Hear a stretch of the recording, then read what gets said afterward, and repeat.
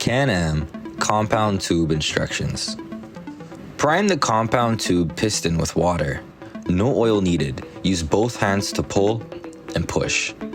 Mix up your drywall mud. Add water to thin until it has body but drips off the knife like this. Put the tip into the mud enough not to suck up air and pull with one hand, push down with the other. Grab an applicator head and attach it to the tube by pressing them together, pushing out mud, moving the applicator's head up or down to fill both sides. Flat applicators snap onto the compound tube as well.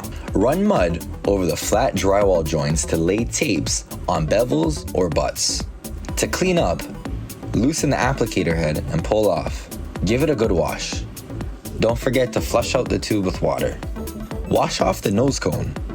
Run clean water through and look for clean water coming out of the tube. Pull and twist the tool apart for deep cleaning and troubleshooting and flow out problems. Clean off any built-up mud on the metal and rubber pieces. Designed for performance, professionals, and easy cleanup.